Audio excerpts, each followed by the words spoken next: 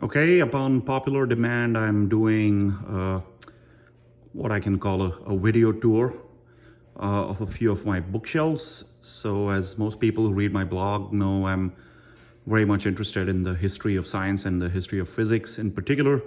So it's not surprising that I have quite a few books on physics biography, quite a few biographies of physicists. So maybe we can start with this particular shelf here.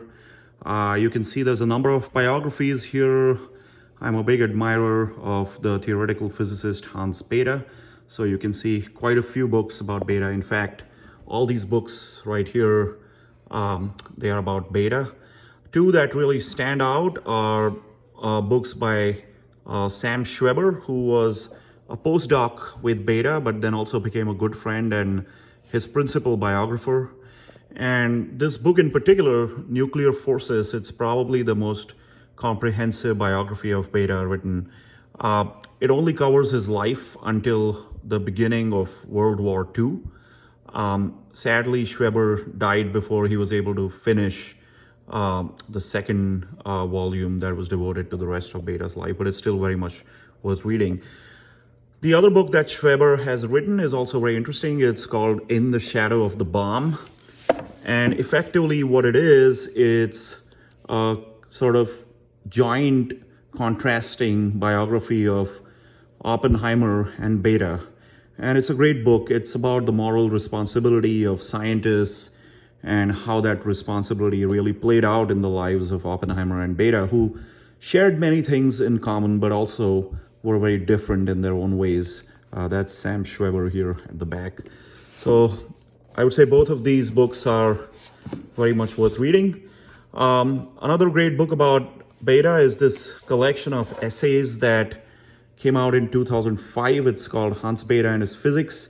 It's edited by Jerry Brown and Chang-Hwan Lee. Now, Jerry Brown was also a very close friend and colleague of Bethe's. And in fact, Bethe started a very late stage career when he was in his 70s or so with Jerry Brown that was devoted to astrophysics and supernovae in particular. So it's pretty astonishing that he kept working until the end with Jerry Brown. He died when he was almost 99. And this volume gathers together a lot of essays by his colleagues, friends, postdocs, and people who knew him really well. There's one essay in particular here by a scientist named Chris Adami, Adami, that's probably the highlight of this volume. It's an essay that describes Adami spending about 3 weeks with Bethe and Jerry Brown at Caltech, and it's kind of like a daily diary. It's a day-to-day diary of his interactions with Bethe. So it brings a personal touch that I haven't really seen anywhere else. Really, just describing what kind of a warm person and very personable guy Hans Bethe was.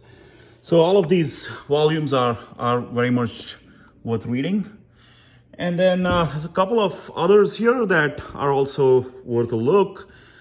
There's a fabulous biography of Subramanian Chandrasekhar by Kameshwar Wali. Definitely the definitive biography of Chandrasekhar, titled Chandra.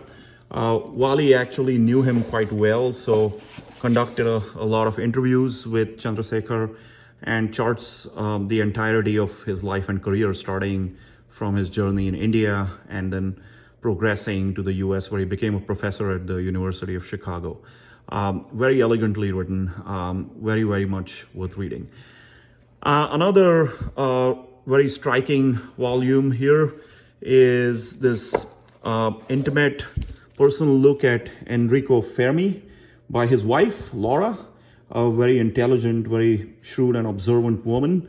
And this is as close as it gets to describing Fermi as a person. Fermi was a rather private individual. He was an exceptional physicist and an exceptional human being, but he kept his distance. He was not very intimate with a lot of people. So this is the closest that we can get to understanding him as a person. And there's a great quote by Laura Fermi on the back. She says, "You should write your husband's biography," I was told. "I cannot," I answered. "My husband is the man I cook for and iron shirts for. How can I take him that seriously?" Yet the seed was sown and it produced this book. So it's a really great book, a very, very unique book. Atoms in the Family, My Life with Enrico Fermi, architect of the atomic age. So that's very much worth reading. The other book that I would highly recommend is a biography, the definitive biography of Leo Szilard, the man who saw the chain reaction while crossing a street in London before anyone else did. And this is really the definitive biography. It tells you everything you want to know about Szilard. A very warm biography. It's written by Bill Lanuet, who's a friend of mine. And it really describes the great impact and very underappreciated impact that Szilard had on 20th century physics and 20th century science and politics in general. So I would say that that's also very much worth reading. And then there's two other books here that are really nice. One is a book about reminiscences of Los Alamos from 1943 to 1945. So it describes several memories of Los Alamos by some key people who worked there.